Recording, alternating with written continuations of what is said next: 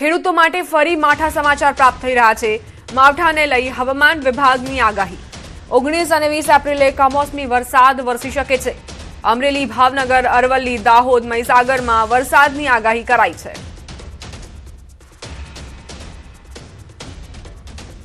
Day 1, day 2, day 3 और day 6 और 7 में ड्राई वेदर प्रिवेल करेगा और डे 4 और डे 5 में आइसोलेटेड प्लेसेस पे लाइट टू मॉडरेट रेन होने का पूर्वानुमान है।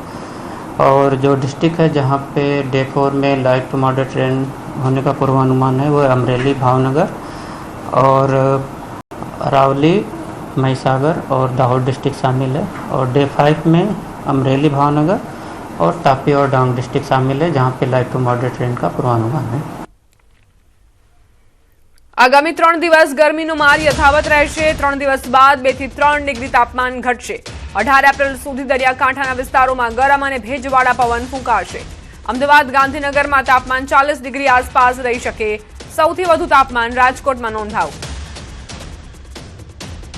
तो आने वाले 3 दिनों के लिए मैक्सिमम टेम्परेचर नोलार चेंज में रहेगा। उसके बाद 2 से 3 डिग्री की गिरावट का पूर्वानुमान है। और मैक्सिमम टेम्परेचर पिछले 24 घंटे में रियलाइज़ की बात करेंगे तो अहमदाबाद और गांधीनगर में 40.7 अहमदाबाद और गांधीनगर में 40.2 डिग्री सेल्सियस रियलाइज हुआ है।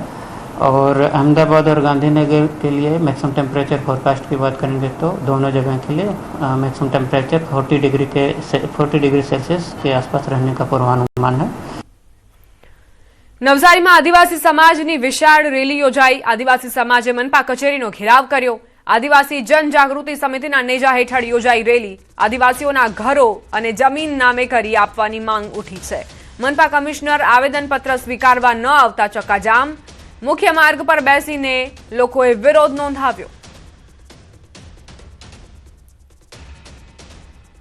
આદિવાસી સમાજે વિશાળ રેલી કાઢી છે। તેમની માંગ છે કે જે ઘરો અને જમીનો છે તે તેમના નામે કરવાની માંગ છે। મનપા કમિશનર આવેદનપત્ર સ્વીકારવા ન આવતા લોકો વિફર્યા હતા અને ઉગ્ર સૂત્રોચ્ચાર કરવામાં આવ્યા હતા। સંવાદદાતા ભાવેન જોડાઈ ગયા છે વધુ જાણકારી સાથે। ભાવેન, દૂરથી આ દ્રશ્યો જોઈએ તો એવું લાગે કે જાણે કે લોકોનો સૈલાબ ઉમટી પડ્યો છે।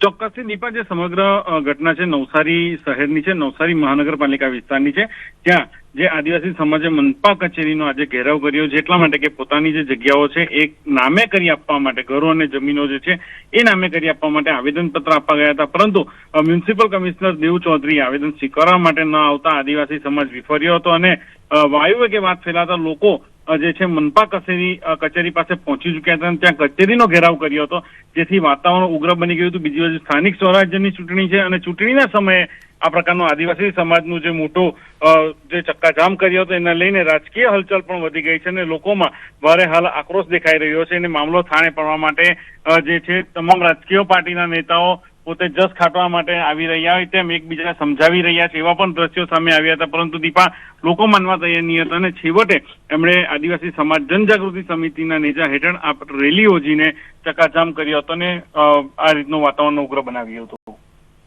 ભાવેન, આખરે આ પેચ ક્યાં ફસાયો છે? ઘર અને જમીન લોકોના નામ કેમ નથી થઈ રહ્યા? ચોક્કસથી દીપાજી, હાલ જે માહિતી મળી રહી છે એ મુજબ કે આ જે જગ્યા છે એ જગ્યા વર્ષોથી પાલિકા વિસ્તારની જગ્યા ચાલી આવે છે, પરંતુ આજે લોકો જે છે એમનું કહેવું છે કે આજે તમામ જગ્યા છે એમના સમાજની, એટલે કે પૌતુક જમીન ચાલી આવે છે, એમના નામે, પરદારોના નામે ચાલી આવે છે। એટલે આ જે ટેકનિકલી એટલે કે કહી શકાય કે કાયદાકીય ગૂંચવણ છે એ ગૂંચવણના આધારે હજુ સુધી એમના નામ નહીં થયા હતા નામ પર। અને હવે જે ચૂંટણીનો સમય જયારે સામે આવ્યો છે ત્યારે લોકોએ પણ પોતાની માંગ સામે મૂકી છે અને આવા સમયે પોતે માંગ સ્વીકારી લે એ માટેના પ્રયત્નો પણ આદિવાસી સમાજના જે લોકો છે એ કરી રહ્યા છે હાલ। દીપા, આભાર ભાવેન તમામ જાણકારી આપવા માટે। રાજકોટમાં કેબિનેટ મંત્રી જીતુ વાઘાણીએ સંકલ્પ પત્ર રજૂ કર્યો। આ સંકલ્પ પત્ર પાર્ટી માટે કેટલું મહત્વપૂર્ણ છે તેમાં વિકાસના જે મુદ્દાઓ છે તે અંગે પણ તેમણે ચર્ચા કરી। સંકલ્પ પત્રમાં વિવિધ વિકાસના મુદ્દાઓ રજૂ કરવામાં આવ્યા। જેવા મહત્વના મુદ્દાઓની વાત કરીએ તો નિયમિત 20 મિનિટ સુધી શુદ્ધ અને નિયમિત પાણી આપીશું। રાજકોટનો મેટ્રો સિટી તરીકે વિકાસ કરાશે। દરેક વોર્ડમાં રોડ, રસ્તા, ડ્રેનેજ, સાફ સફાઈ સહિતની સુવિધા ઊભી કરાશે જેવા વાયદાઓ કરાયા છે।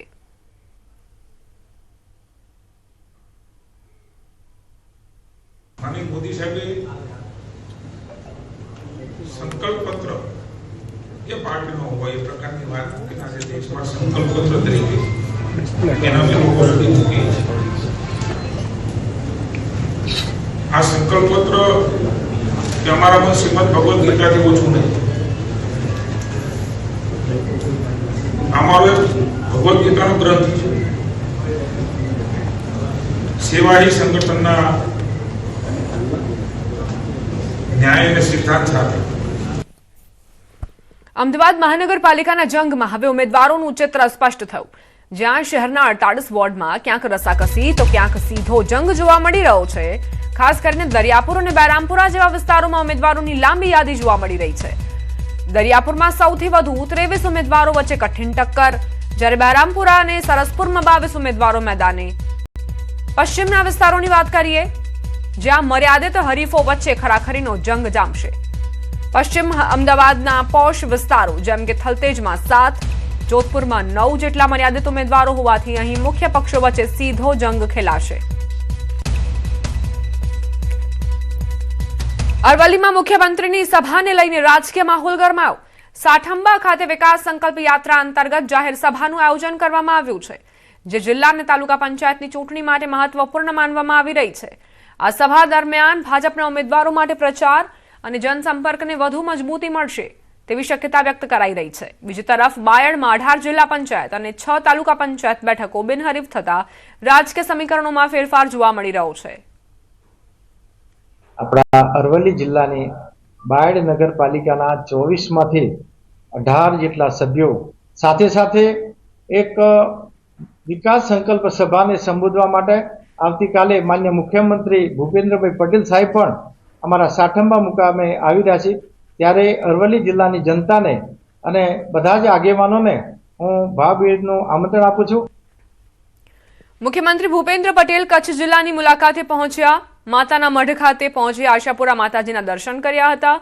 ત્યારબાદ તેમણે દયાપર ખાતે યોજાયેલી વિકાસ સંકલ્પ સભામાં હાજર રહ્યા, જ્યાં ભાજપના આગેવાનો દ્વારા તેમનું સ્વાગત કરાયું. સ્થાનિક સ્વરાજની ચૂંટણીઓને ધ્યાનમાં રાખીને મુખ્યમંત્રી આજથી કચ્છ જિલ્લામાં પ્રચાર અભિયાનનો પ્રારંભ કરશે. વડોદરાના પશ્ચિમ વિસ્તારમાં પોસ્ટર લગાવવાની ઘટનાએ ભારે ચર્ચા જગાવી. જ્યાં માસ્ક મેન નામના ઇન્સ્ટાગ્રામ આઈડી પરથી પોસ્ટ કરાયેલા વિડીયોમાં માસ્ક પહેરેલો યુવક વોર્ડ નંબર 10માં પોસ્ટર લગાવતો જોવા મળ્યો. પોસ્ટરમાં ક્રાંતિકારી સેનાને જેનઝીની જરૂર એવા સંદેશાઓ સાથે ભાજપ ઉમેદવારોના પોસ્ટર પણ લગાવવામાં આવ્યા, જેમાં નીતિન ડોંગા અને અવની સ્ટેમવાલાના ચહેરા પર ચોકડી મારવામાં આવી. અગાઉ પણ આ વિસ્તારમાં આવા પોસ્ટર લાગ્યા હોવાના અહેવાલ છે, જેના કારણે સમગ્ર મામલો વધુ ગરમાયો અને માસ્કમેન પાછળ કોણ છે તે અંગે ચર્ચાઓ તેજ બની છે. વાપી મહાનગરપાલિકાની ચૂંટણીને લઈ ભાજપ અને કોંગ્રેસ બંને પક્ષોના ઉમેદવારો દ્વારા પ્રચાર શરૂ કરી દેવામાં આવ્યો. ત્યારે છીરીના વલ્લભનગરમાં સ્થાનિકોએ ચૂંટણી બહિષ્કારનો નિર્ણય લીધો છે. લોકોએ ચૂંટણી સમય નેતાઓનું નાક દબાવવા, રોડ નહીં તો વોટ નહીંના બેનર લગાવી અને વિરોધ વ્યક્ત કર્યો છે. આ વિસ્તારમાં રસ્તા, પાણી, સ્વચ્છતા અને ડ્રેનેજ સહિતની સમસ્યાઓ છે, જેના કારણે સ્થાનિકોમાં રોષ વ્યાપ્યો.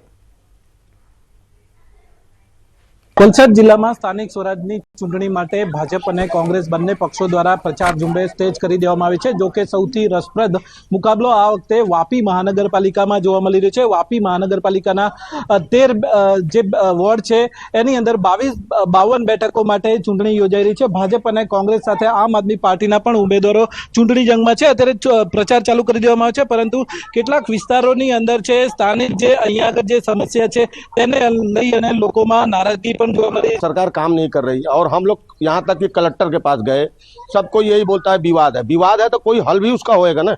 हर मर्ज का दवा होता है साहब. कम से कम जनता जनार्दन अगर 50 बार कई बार 25 साल से हम लोग इनको वोट दे रहे हैं, हमारा रास्ता बनाते हुए साहब, और हमारा कोई इनसे विरोध नहीं है. रास्ता, पानी और लाइट. અમારા નાના નાના છોકરાઓ છે, અમે પણ લેડીઝ છીએ. વરસાદ આવે ત્યારે આમ ઘૂંટણા વધારે પાણી ભરી જાય તો અમે જઈએ ત્યારે બહુ પરેશાની થાય. મારા હસબન્ડ અને મારા 2 છોકરાઓ છે તે પડી ગયા 3 વાર, તેને બહુ ઈજા થઈ. એટલે અમે આજ માંગ કરીએ કે આ રોડ બનાવીને અમે આપી દો, નહીં તો અમે વોટ નથી આપીશ. इस बार वोट नहीं देंगे अगर रोड नहीं बनेगा तो. आप कितने टाइम से रहते हैं? અમે અહીંયા 15 વર્ષથી રહીએ છીએ. અમને બહુ તકલીફ છે અહીંયા. હું પોતે પડી ગઈ હતી. મને 3 મહિના હું બેડ પર હતી. પણ અહીંયા અમારા ઘરે તો કોઈ આવવા તૈયાર નથી રિલેશન વાળા કે તમારો કેવો કે રોડ નહીં બને. હર સમસ્યાનો સોલ્વ લે, રોડ કેમ નહીં બને? બને જ ને, કેમ ના બને? કે આ વખતે નક્કી કર્યું છે કે અમે વોટ નહીં આપી, રોડ નહીં બનાવી તો અમે કોઈને વોટ नहीं આપી. અમે बहुत परेशानी है, गटर ड्रेनेज बहुत ज्यादा प्रॉब्लम है, सभी चीजों की प्रॉब्लम में कोई सुनाई करता ही नहीं है. हमको रास्ता और गटर लाइन और लाइट चाहिए. અમે નક્કી જ કર્યો છે, પહેલા રોડ પછી વોટ. કેટલા વોટ હશે અહીંયા આગળ વિસ્તારમાં? વોટર તો છે અહીંયા 500 છે. હાલમાં 10 થી 15,000 જનતા અહીંયા રહેતી છે. વલ્લભનગર વિસ્તારના લોકોની સમસ્યાઓનું આ ચૂંટણી બાદ કે ચૂંટણી પહેલા સમાધાન થાય છે કે કોઈ વાયદા થાય છે કે કેમ, તેના પર સૌની નજર છે. ભરતસિંહ વાડેર, ન્યૂઝ 18 ગુજરાતી, વાપી.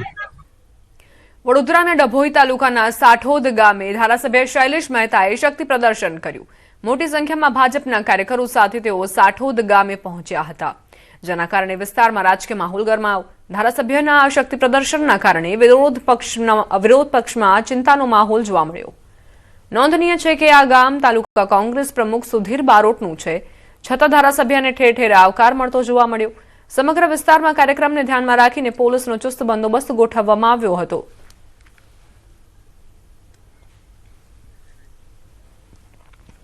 ગામમાં ઠેર ઠેર જનપ્રતિસાદ સારા એવા પ્રમાણમાં મળતા જ હવે કોંગ્રેસના પ્રમુખમાં ક્યાંક ડરનો માહોલ જોવા મળ્યો છે.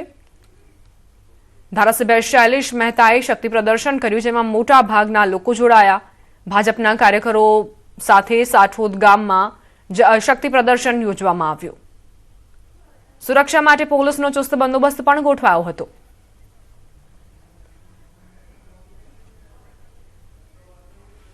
હવે નજર કરીશું સમાચાર સુપરફાસ્ટ પર. બિનહરીફ બેઠકોનો આંકડો 500 ને પાર થયો. ભાજપની 500 સહિત કુલ 525 જેટલી બેઠકો બિનહરીફ નોંધાઈ. કોંગ્રેસે પણ મતદાન પહેલા જીતનું ખાતું ખોલાવ્યું.